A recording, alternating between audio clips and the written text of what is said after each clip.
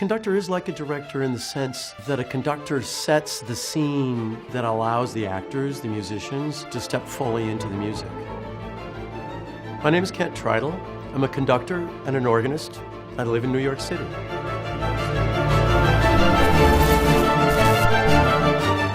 Conducting is kind of mysterious and not so mysterious. These beat patterns, anyone can learn, and they're in textbooks, as are the concept of legato, staccato, marcato, different kinds of articulations. This is all in the textbooks. A conductor needs to be able to do a number of things very, very well. You have to have a clear beat pattern, and that has to be modified for whatever the musical context is. The conductor needs to have a sense of tempo, and one of the hardest parts of maintaining or developing a sense of timing is that when the adrenaline's on and you're in front of an audience and performers, your sense of time can change.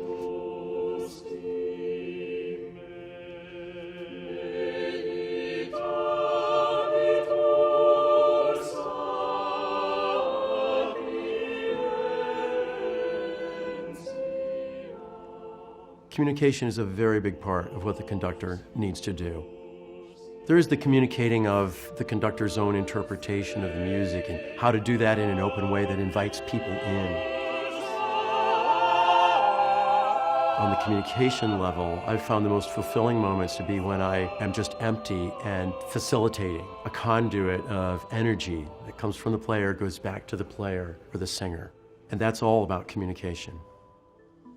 The very first things that we teach with my students, we go into the beat patterns themselves. So this is called the upbeat. And in fact, starting and stopping is the most important thing that the conductor does. How you give that upbeat connotes the tempo and connotes the character and the dynamic. We have one. One is simple. One, one, one. When we do a two beat, we have 1, 2, 1, 2. Now, for a 3 pattern, we do 1, the rebound goes slightly the other way to hit 2, travels this way, and then 3. So while we're making a triangle this way, the rebound is really important. If it needs to be a 4 pattern, it becomes a little more complicated. So you have 1, now 2 is going to go this way, 2, 3, 4. What's always important is that the upbeat travels far enough that it gives room for a good downbeat.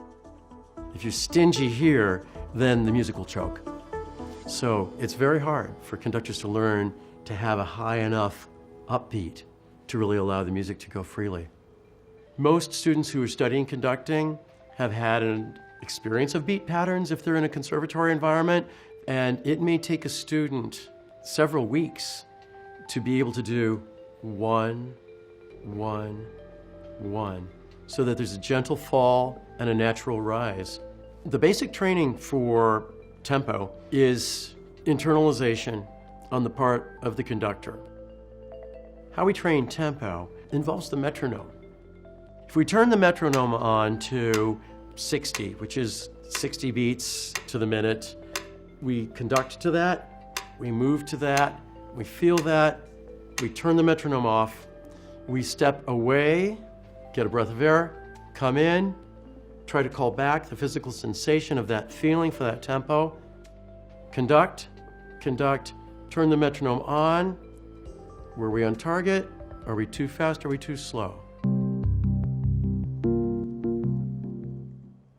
I will attempt to conduct 60 beats per minute.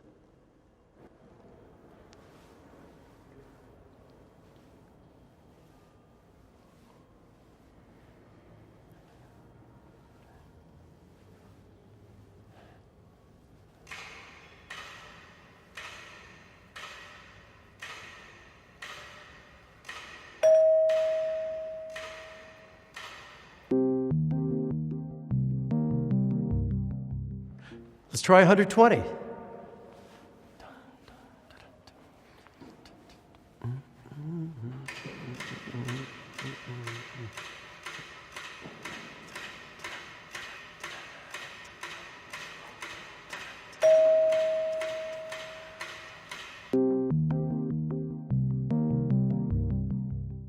Here's 48.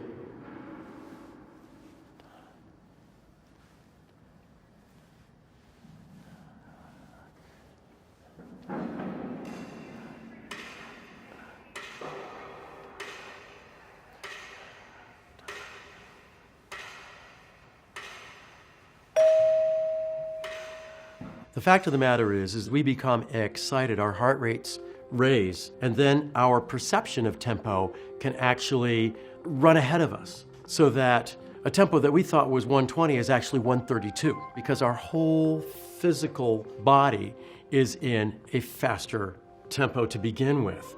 So regulating mentally to be at the right tempo when something crazy has gone on in a performance is a real challenge. So there's a tradition in conducting of right-hand, left-hand independence.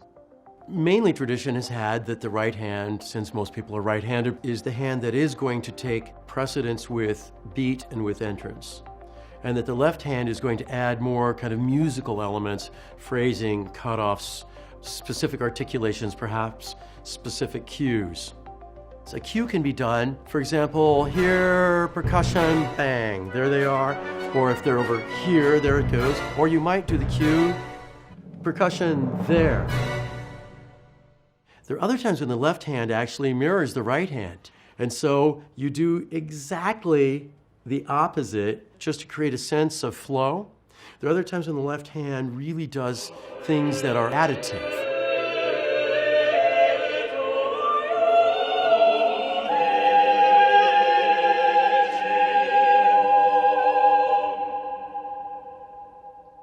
If you really can engender right-hand, left-hand independence, you then are able to show two things at once.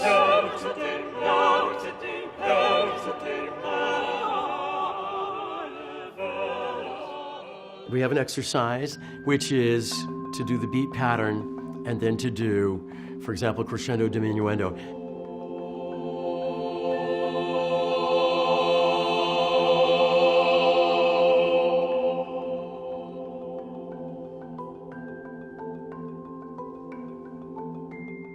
I find with almost all of my beginning students is that we've now figured out how to do the 4 pattern. Now, let's do a crescendo over 8 counts. It'll look something like this.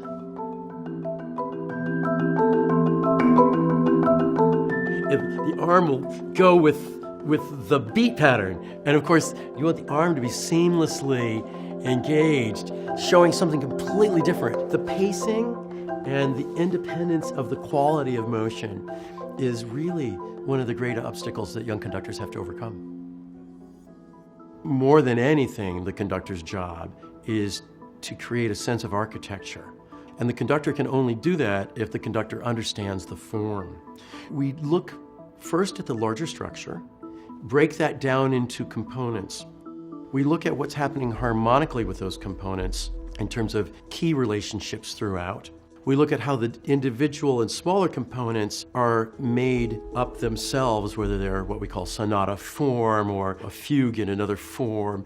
A conductor needs to be able to, at any moment, sing any one of the parts in that work. All the vocal parts, all the instrumental parts. You're doing solfege, you're playing at the piano, you're singing the parts, you're putting it together, reassembling the score in your brain. That is what then empowers the conductor to be open and in control without being in control. And it's also what empowers the conductor to go wherever the conductor's needed in a performance.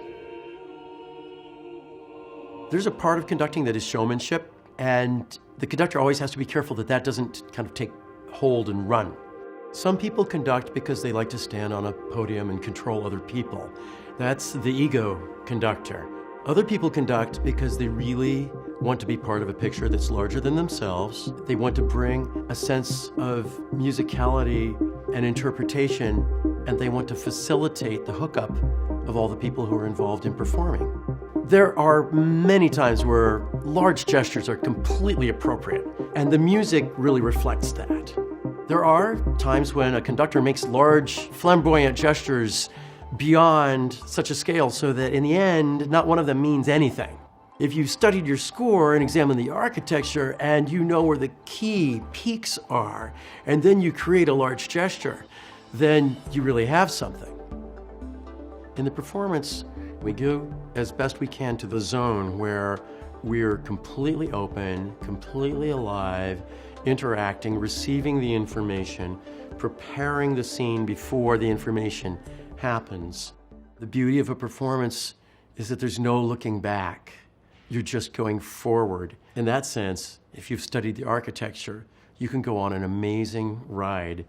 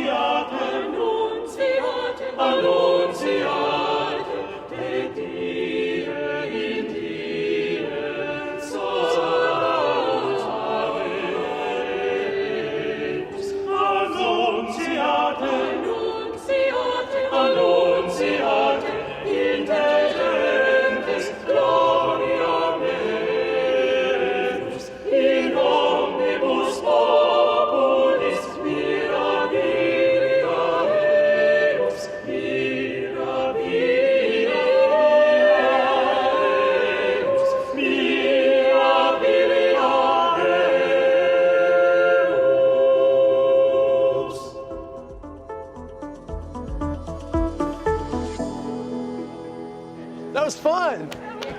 That was cool. Oh, thank you.